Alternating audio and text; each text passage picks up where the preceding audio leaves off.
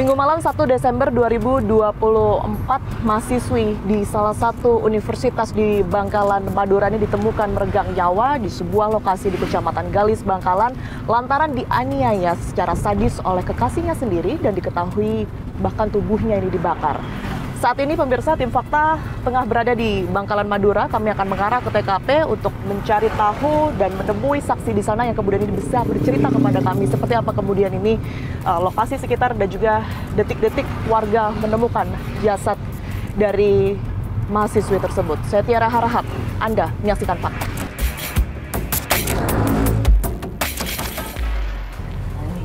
Desa Banjar, oh ini udah masuk Desa Banjar ya?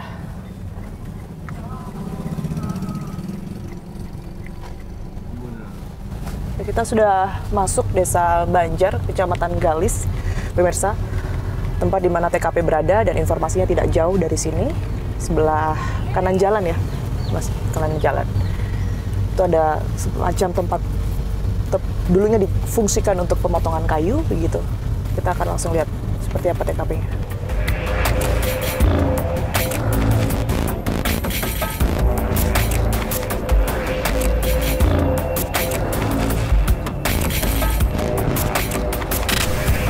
Di depan itu adalah TKP-nya. Dari kejauhan sih banyak orang yang berkerumun ya di lokasi tersebut. Kita akan cari tahu lebih lanjut di sebelah kanan ya TKP-nya.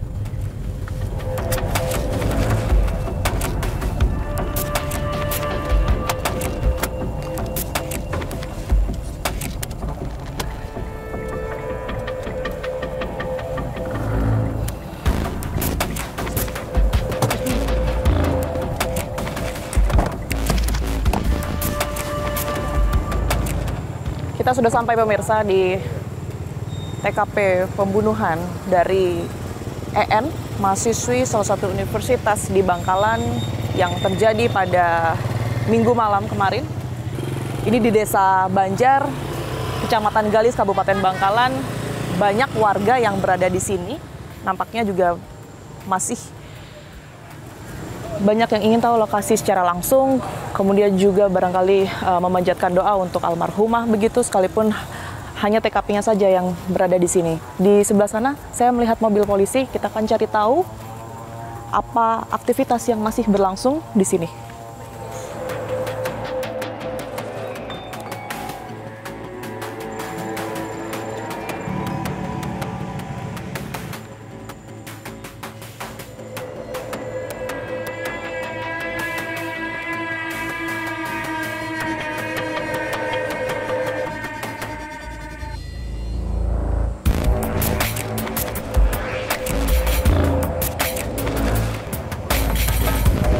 Saya masih lihat banyak masyarakat yang berkumpul ya di area sekitaran TKP ini, pemirsa. Anda bisa lihat bahkan di titik TKP sebelah sana dan juga di jalanan ini diramaikan oleh warga. Nanti kita akan cari tahu lebih lanjut apa aktivitas dan juga tujuan warga di lokasi ini, termasuk juga ada pendampingan dari pihak kepolisian. Saya akan coba menyusuri jalanan ataupun juga beberapa barang bukti ya yang mungkin bisa kita temukan di lokasi kejadian. Dan ini juga menjadi salah satu jalan yang mungkin mengakses wilayah desa lain begitu. Jalanan ini tidak terlalu besar dan mungkin hanya bisa dilewati oleh sepeda motor saja, bahkan tidak ada penerangan juga seperti sepanjang jalan yang tadi juga kita lewati. Anda bisa bayangkan betapa gelapnya pada malam hari itu di atas jam 7 malam jika kita baca dari kronologi kejadiannya. Proses penganiayaan yang berujung pembunuhan dan juga pembakaran tersebut ini terjadi. Saya akan coba mendekat karena dari kejauhan Anda bisa lihat ada semacam gundukan tanah yang di atasnya ditaburi bunga begitu.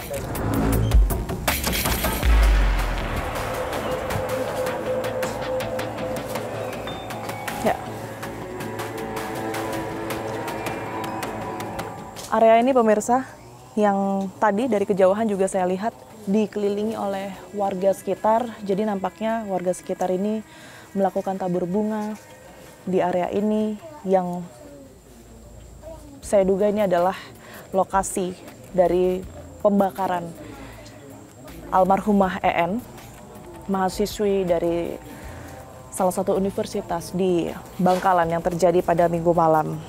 Di sini juga kami masih melihat ada sisa-sisa pembakaran seperti kayu yang terbakar, kemudian juga beberapa tanah dan daun yang gosong bekas terbakar begitu.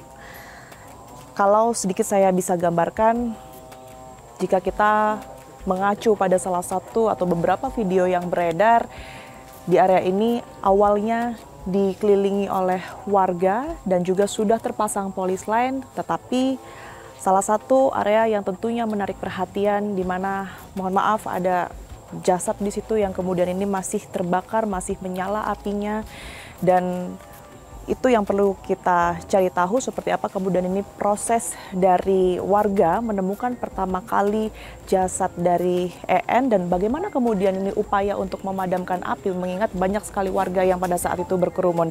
Saya akan coba untuk cari Pak Cari ya yang juga menjadi saksi kami begitu.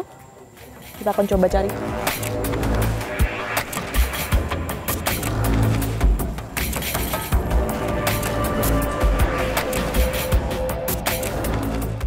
Pak Cari, pertama kali yang lapor ya ke Pak Cari, waktu itu dari siapa Pak? Dari masyarakat, ya. Telepon saya, tapi awalnya mereka waktu telepon tidak melaporkan bahwa ada pembakaran mayat. Dikira sumil yang kebakar ya. Iya. Jadi mereka bilang bahwa, Kak ternyata ini mayat seorang perempuan. Langsung saya ke sini, cek lokasi, setelah cek betul, saya langsung telepon Polsek. Jadi boleh kita ke sana ya Pak ya? Oke. Lewat mana Pak Cari? Lewat sini? Ya. Sebentar, pelan-pelan Pak.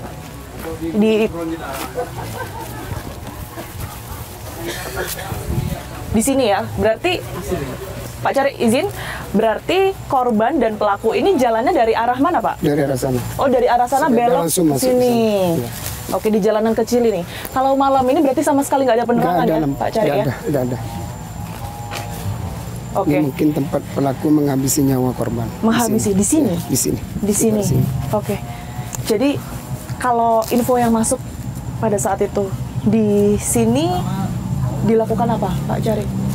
Kalau yang waktu saya nyampe sini ya, kan mayat sudah ada di sana, terbakar di tempat yang ada bunganya itu loh. Iya. Di tengah sana. Nanti kita ke sana. Ya, polisi di sini terjajir banyak darah. Dan juga ada rambut yang lepas, mungkin diseret dari sini ya ke lokasi pembakaran. Oke, jadi ini adalah titik di mana warga menemukan bercak dan juga bekas darah yang cukup banyak ya sebenarnya dari korban, kemudian juga ada barang bukti berupa rambut dari korban, handphone juga ya. Handphone di area sini juga, Pak Cari, yang kemudian ini diamankan oleh pihak kepolisian. Oke, selain handphone mungkin ada senjata dari pelaku ini ada di sekitar sini juga, Pak Cari? Nggak ada? Senjata nggak ada. Nggak ada. Kalau senjata oleh pihak kepolisian setelah konstruksi kemarin ditemukan di daerah Pakong, Kecamatan Mondung. Jauh dari sini? Jauh. Jauh. Hampir mungkin 10 kilo lah. 10 kilo dari sini. Oke, kita boleh ke daerah sana, Pak Cari? Jadi ada api yang terlihat dari kejauhan di sini, ditemukan atau dilihat oleh salah satu warga, itu sekitar pukul berapa, Pak Cari? Sekitar jam 19. Jam 7 ya? Iya, jam 7. Berdasarkan mungkin perkiraan dari Pak Cari ya, pada saat pembakaran sampai pada akhirnya ditemukan oleh warga, ini kira-kira berapa lama, Pak? Sekitar 1 jam. 1 jam ya? Iya. 1 jam. Baik, saya izin mendekat sebentar, Pak Cari. Oke, jadi titik pembakarannya di sini. Kalau yang ini tadi? Oh, bukan.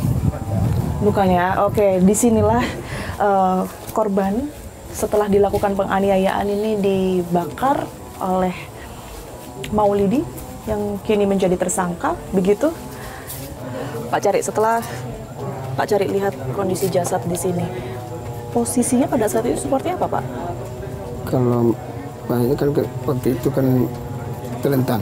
Mungkin boleh ditunjukkan arahnya kemana terlentangnya? Sini kepalanya di sini, kaki di sana. Kaki di sebelah sini ya? Yang kebakar hanya bagian tubuh di dada lah. Bagian Perut sama dada. Kalau masalah kepala, kaki enggak. Artinya Pak Cari mungkin sama warga sekitar juga masih bisa mengenali wajahnya. Bisa mengenali. Insya Allah andai kata kita kenal dengan korban atau termasuk masyarakat kami ya. Insya Allah kita bisa kenal. Bisa ya? Ya, karena mukanya masih utuh. Masih utuh ya? Oke, proses pemadaman api waktu itu dilakukan oleh pihak kepolisian atau warga? Oleh pihak kepolisian. Pihak kepolisian ya. Sama sekalian saya konfirmasi juga, kalau dari keterangan tersangka, mereka berdua ini kan akan menuju ke tempat pijat bayi begitu ya. Ini memang di sekitaran sini banyak, Pak? Kalau di daerah sekitaran sini sama sekali tidak ada. Saya bisa pastikan. Tidak ada ya? Tidak ada sama sekali. Jadi mohon maaf, kalau dulu kita sering dengar bahwa mungkin beberapa masyarakat desa ini melahirkan di dukun bayi dan lain sebagainya dengan cara dipijat. Ini masih ada di sini kah atau bagaimana? Tidak ada. Tidak ada kalau sama dulu sekali? Memang ada Mbak ya. Memang dulu ada, cuman sekarang yang sudah meninggal ya. Sekarang untuk masyarakat kami ini sudah ke bidan desa. Karena desa kami ini ada 3 bidan yang menanganin orang melahirkan. Oke, jadi dipastikan itu hanya alibi dari tersangka, begitu ya. Baik, Pak Cari, terima kasih banyak atas waktunya, atas keterangan yang sudah diberikan kepada kami. Sehat selalu, Pak Cari. Amin, amin. Kita temukan fakta selanjutnya.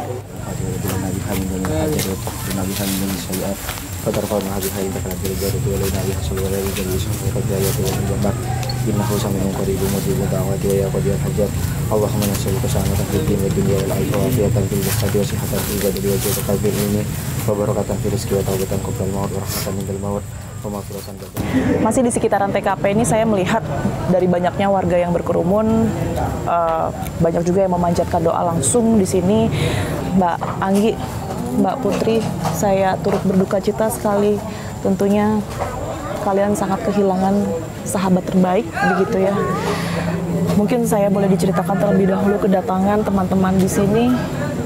Ini atas permintaan atau atas dorongan siapa awal mulanya? EN ini kan merupakan teman baik kami, apalagi kami ini satu prodi manajemen sumber daya perairan, Mbak. Terus habis gitu, ya ini dorongan teman-teman sendiri buat mendoakan dan mungkin untuk supaya EN ini tenang di alam sana, karena almarhumah itu Mbak semasa hidupnya juga lumayan dekat sama saya dari mahasiswa baru. Kalau Mbak Putri, ini kedekatannya seperti apa dengan almarhum? EN yang saya kenal anaknya juga pendiam, cantik dan juga nggak pernah banyak tingkah. Saya juga terkejut dengan kejadian yang seperti ini karena saya banyak kabar bahasanya ada teman saya dari korban itu di manajemen sumber daya perairan itu terkena musibah. Kalau berkaitan dengan teman dekat yang saat ini menjadi tersangka atas nama Maulidi ya, itu kalian kenal juga kah atau bagaimana? Mungkin almarhumah pernah cerita? Tidak. Kalau dari almarhum tidak pernah cerita sama sekali. Bahkan teman dekatnya pun nggak tahu kalau semisal korban terkenal dengan pelaku. Karena jarak antara UTM dan juga di daerah sini itu sangat jauh gitu. Dari kami juga belum tahu pasti di mana korban kenal dengan pelaku. Terakhir mungkin Mbak Anggi dan juga Mbak Putri, boleh saya tahu doa kalian berdua untuk almarhumah ini seperti apa? Semoga mungkin EN sudah berbuat kesalahan dengan mengenal si pelaku itu. Semoga EN tenang dan diterima oleh Allah. Semoga amal-amal baiknya juga diterima oleh Allah. Terima kasih banyak atas waktunya sudah mau bercerita bersama saya. Sekali lagi kami turut berduka. Sehat selalu. Kita temukan fakta selanjutnya. Saat ini kami berada di Pendopo, Kabupaten Bangkalan, pemirsa. Kami mendapat informasi bahwa Menteri PPA, Pemberdayaan Perempuan dan Perlindungan Anak ini tengah melakukan pertemuan di dalam. Salah satunya khusus untuk membahas berkaitan dengan pembunuhan terhadap mahasiswi yang terjadi pada hari Minggu lalu. Seperti apa kemudian hasilnya, kita akan temukan faktanya.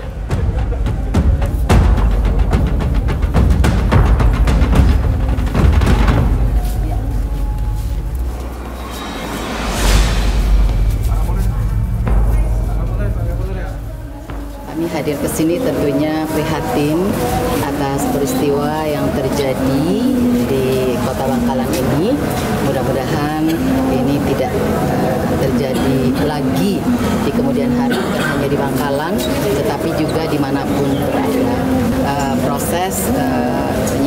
sudah dilakukan dan kita mengecam ini adalah perbuatan yang sangat tidak manusiawi, bisa dikatakan biadab, sehingga kami memohon kepada pihak penegak hukum untuk diberikan hukuman yang seberat-beratnya.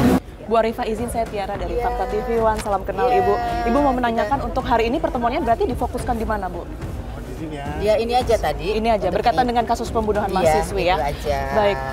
Bu, ini kan juga ada kasus berkaitan dengan aborsi ya, Bu ya. Ini seperti apa? Mohon maaf saya sedang wawancara. Ini buru-buru, Mbak. Bu, aborsi di kasus ini kan juga ada, Bu. Menteri PPA baru saja meninggalkan lokasi, memang tidak banyak ya yang tadi disampaikan oleh beliau karena mungkin keterbatasan waktu, tetapi yang jelas beliau hanya menyampaikan bahwa turut prihatin dengan kejadian pembunuhan terhadap mahasiswi salah satu universitas di Bangkalan begitu. Ia pun meminta kepada aparat setempat untuk kemudian ini proses terus berlanjut dan hukum adilnya. Kita akan temukan fakta lainnya.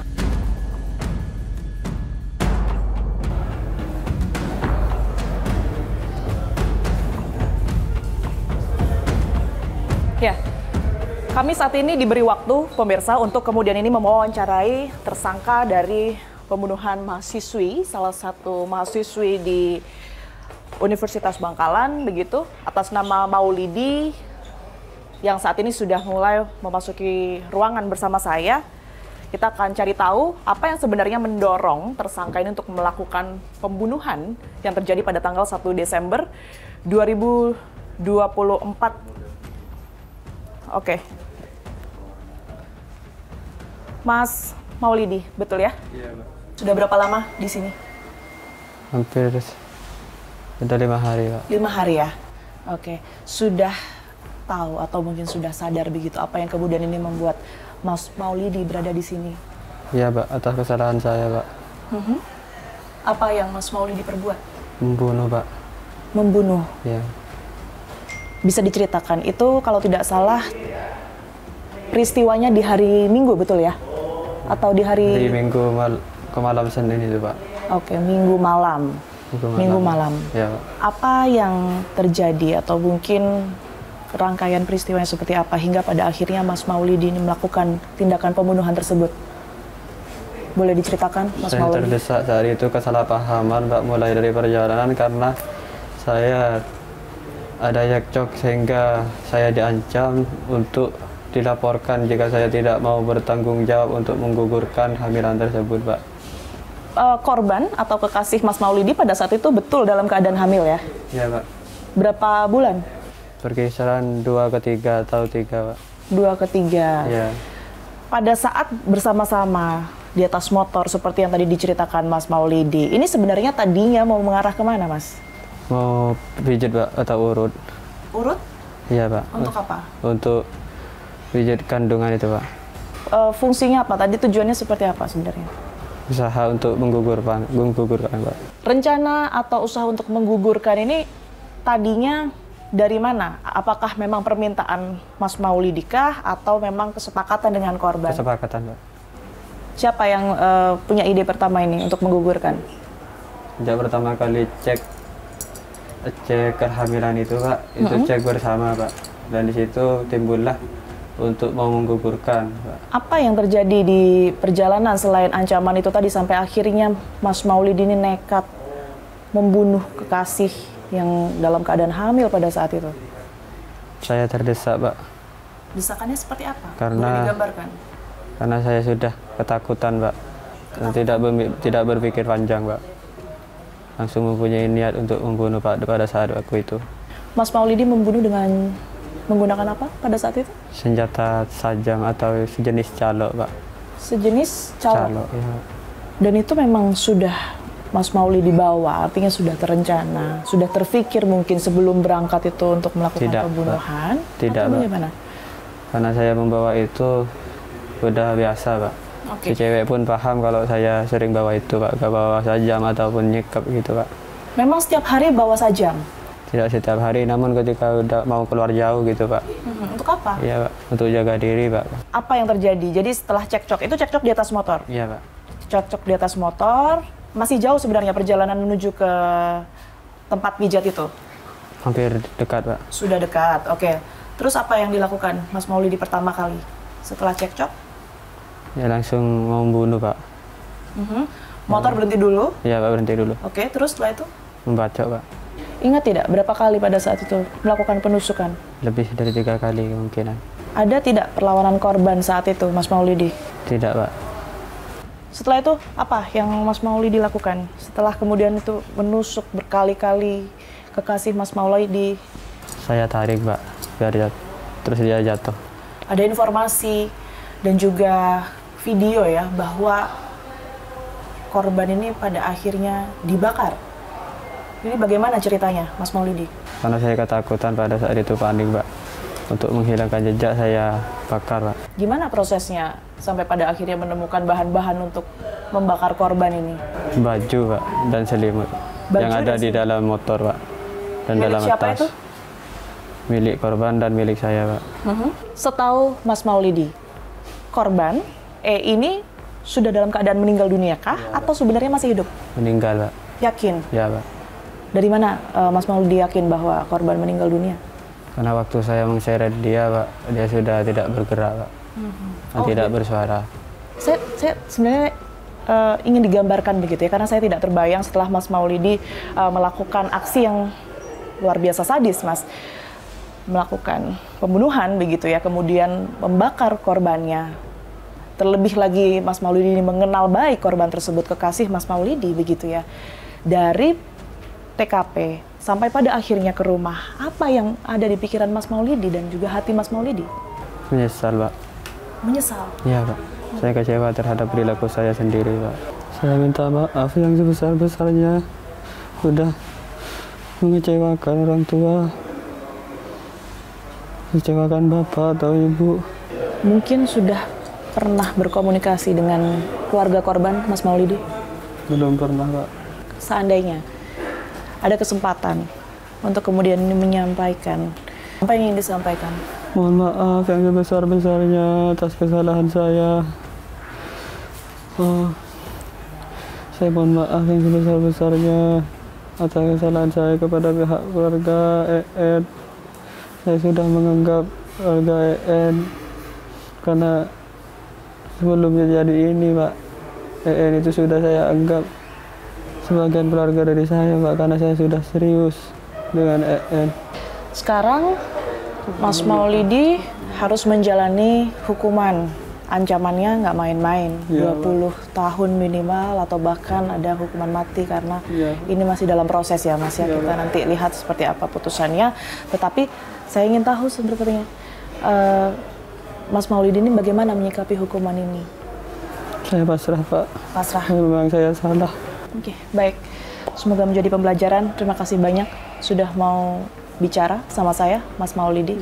Kita temukan fakta selanjutnya. Tim Fakta malam ini sudah tiba di Tulungagung, pemirsa, dan di belakang saya ini adalah rumah duka dari almarhumah EN, dan di mana keluarga baru saja selesai menggelar tahlilan untuk mengirim doa kepada almarhumah. Saya akan menemui pihak keluarga, mencari tahu seperti apa informasi pertama pada saat keluarga mengetahui kejadian tersebut. Kita akan temukan faktanya.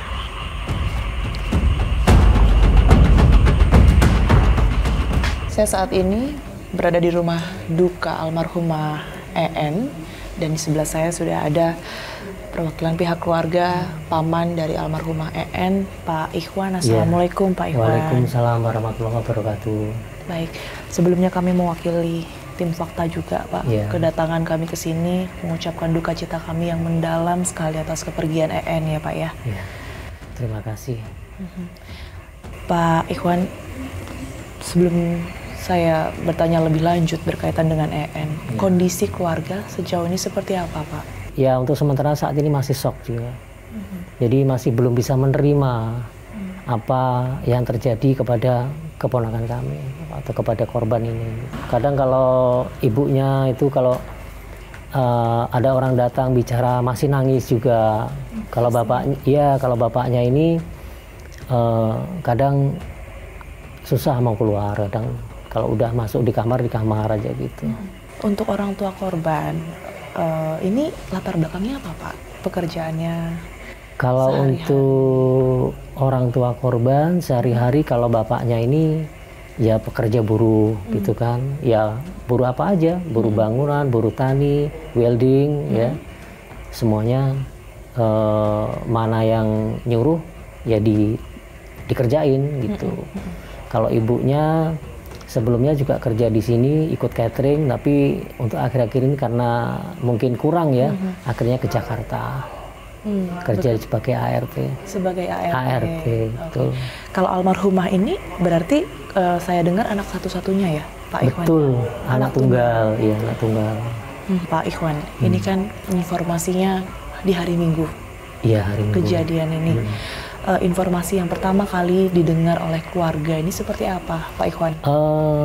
Awalnya kami tidak tahu ya, tiba-tiba pukul 11 malam itu ada polsek datang. Dari polsek Ngunut, saya tanya ada apa, katanya cross check, apa bener ada warga namanya EN di desa ini, desa Purworejo ini gitu kan. Kami tidak bisa menjelaskan, yang menjelaskan nanti dari Reskrim Polres Tulungagung.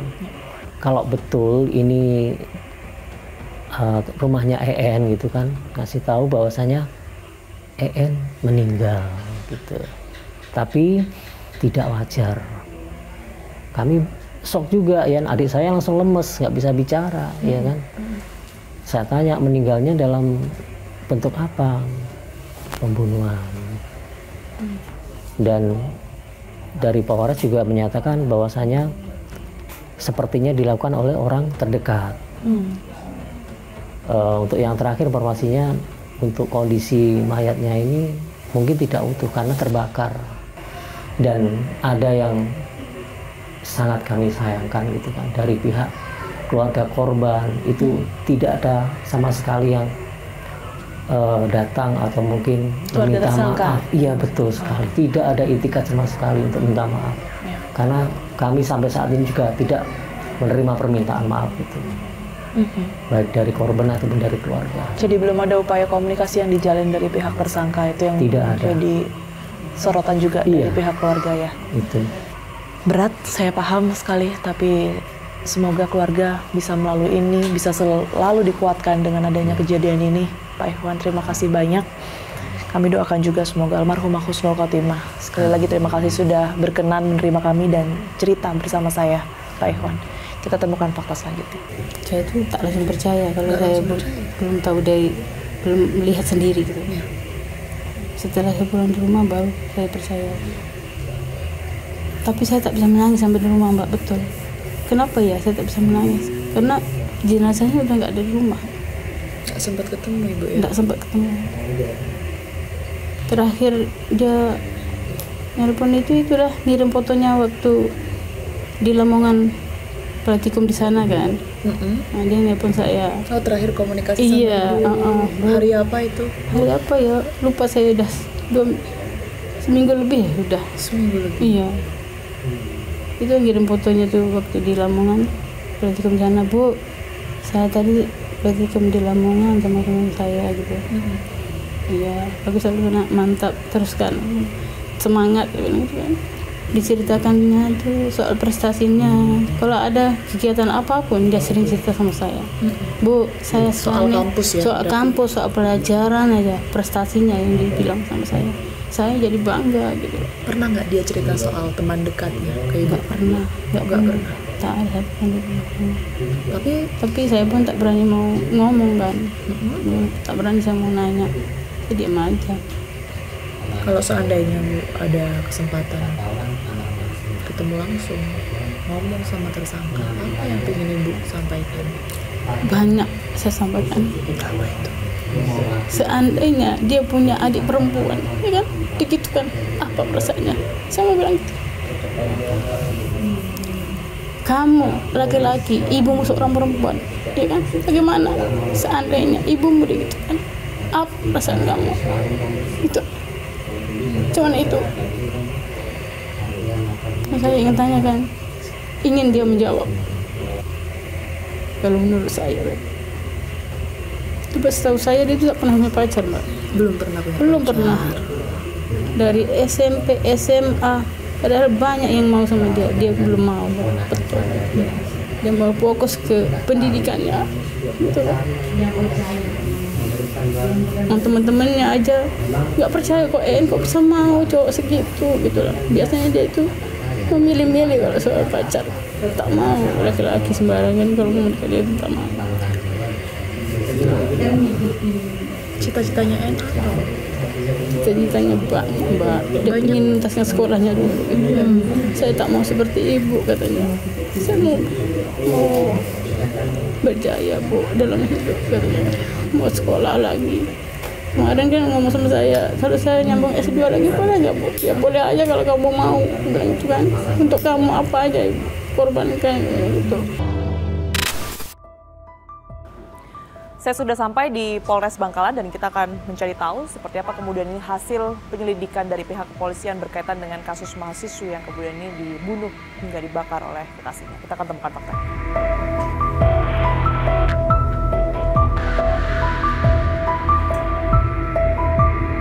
Berkaitan dengan kasus pembunuhan mahasiswi oleh kekasihnya, sejauh apa hasil penyelidikan polisi hingga saat ini, Pak? Ini kan kejadian tanggal 1 ya, tanggal 1 Desember kurang lebih pukul antara 18.00 waktu Indonesia Barat. Tersangka ini mengajak korban untuk melakukan menggugurkan kandungan katanya. Karena sebelumnya sudah menyampaikan bahwa ya korban ini sudah hamil. Tapi di tengah perjalanan sempat cekcok sehingga tersangka memberhentikan kendaraannya di suatu tempat. Karena mungkin korban ini meminta pertanggungjawaban karena sudah hamil. Nah, tersangka langsung membacok pertama itu bagian leher korban. Setelah korban itu kena bacokan, langsung diarahkan lagi yang kedua kali arah kepala. Dari hasil keterangan tersangka juga korban ini sempat minta maaf atau minta ampun lah supaya tidak dianiaya seperti itu. Tapi korban tersangka tetap memaksa untuk melakukan itu, dan setelah jatuh di tanah, tersangka ini leher korban.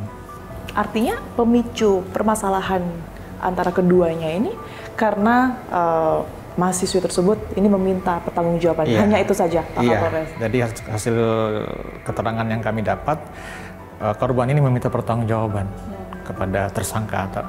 Apabila tidak bertanggung jawab, korban ini akan melaporkan ke polisi katanya, sehingga tersangka ini tidak terima dengan hal seperti tadi. Nah, kalau berkaitan dengan adanya lokasi yang kemudian ini digunakan untuk menggugurkan atau lain sebagainya, rencana keduanya pada saat itu betul ada atau seperti apa? Memang banyakkah di lokasi tersebut, Pak Kapolres? Kalau itu hasil pemeriksaan kayaknya mungkin alibi dari tersangka aja. Seharusnya kalau memang dia niat ke sana dulu dong, nggak usah berhenti dulu di situ. Ya kan harusnya ke sana dulu. Nanti dari sana baru ini kan belum sampai di sana sudah berhenti di tengah jalan. Sangkaan pasal yang dijatuhkan? Jatuhkan itu 340. Berencana ya? Ya, berencana. Dengan ancaman hukuman mati, seumur hidup dan selama 20 tahun penjara. Kalau dari Mbak Iva membaca kasus ini sebenarnya seperti apa? Karena kalau dilihat kan mereka sebenarnya juga pernah sebegitu dekatnya, tetapi ternyata juga bisa berujung sebegitu sadisnya. Bagaimana? Jadi begini, ini kan kejahatan luar biasa ya, kejahatan yang sangat kejam, yaitu membunuh atau menghilangkan nyawa dari pasangan di mana mereka ada hubungan emosional. Nah, biasanya pembunuhan seperti ini tuh ada 3 sebab. Yang pertama karena faktor psikologis, yang kedua sosial, yang ketiga situasional. Secara psikologis, biasanya orang-orang ini jangan-jangan mempunyai gangguan psikopati gitu ya. Psikopati itu tanda-tandanya adalah dia tidak punya empati, tidak bertanggung jawab, menghindari kesalahan, dan mereka tidak bisa menahan impuls. Nah, masalah sosial berarti kan hubungan yang tidak baik atau perselisihan yang berkepanjangan yang dia sendiri tidak bisa menyelesaikan masalah itu. Lalu yang situasional adalah kemarahan akibat dari yang sebagai sebab dari pembunuhan itu. Nah, kemarahannya seperti apa? Disebabkan oleh apa? Yang sama-sama kita ketahui bahwa ini ada proses dari tempat A ke tempat B, di tengah jalan terus ada kemarahan, terus ada terjadi pembunuhan. Berarti kan tiga-tiganya ada kemungkinan, 3 faktor ini menjadi faktor kenapa seseorang melakukan pembunuhan terhadap pacarnya. Jadi memang ini bisa dikatakan pembunuhan yang dilakukan ini karena emosi sesaat saja sebenarnya, atau seperti apa? Kalau dari kronologinya, terus kondisi psikologinya berarti kan seseorang tidak punya empati, tidak punya tanggung jawab. Berarti konflik ini terjadi ketika si pacarnya ini sudah mengaku kalau dia hamil, sehingga dia minta pertanggungjawaban. Nah, pertanggungjawaban ini yang menjadi masalah dia. Nah, dia harus lari dari situ gitu ya. Karena seseorang yang mengalami psikopati tadi itu, dia akan melarikan diri dari tanggung jawab itu. Dan tanggung jawab itu menjadi salah satu sumber yang membuat dia menjadi sangat-sangat punya masalah. Dan masalah itu yang harus dihilangkan adalah perempuan ini. Tindakan-tindakan yang ia lakukan ini tidak atas dasar pertimbangan ia pernah dekat juga dengan sang korban ini, itu akan berpengaruh nggak sih Mbak sebenarnya untuk kalau kita berbicara mengenai indikasi psikopat itu tadi ya? Karena begini, sebetulnya orang-orang dengan kondisi psikologi seperti ini itu harapan sama kenyataan sama realita itu berbeda. Harapannya kan dia punya hubungan yang manis gitu ya, tanpa tanggung jawab. Tapi realitanya adalah ada yang harus dipertanggungjawabkan, yaitu kehamilan. Nah, ini yang membuat emosinya menjadi memuncak, terus realitas dalam berpikirnya jadi berkurang, sehingga dia mengambil keputusan untuk melakukan pembunuhan. Kalau kita membahas dari segi perempuannya, Mbak Eva, dengan level pendidikan yang bisa dikatakan tinggi sebenarnya, kalau di level perguruan tinggi begitu ya. Apa yang kemudian membuat ia sebegitu mudahnya juga untuk percaya mungkin dengan tipu daya, dengan rayuan, sampai akhirnya mau melakukan tanpa harus berpikir panjang begitu? Apa yang menyebabkan dan faktor-faktor apa di dalamnya? Oke, hubungan emosional itu adalah hubungan yang unik ya. Makanya banyak sekali ungkapan ketika perempuan mencintai atau jatuh cinta itu hilang semua akalnya gitu. Itu emang benar adanya. Tetapi dari sekian orang atau sekian anak atau sekian remaja yang jatuh cinta, banyak juga kan mereka yang masih mempunyai nalar yang baik.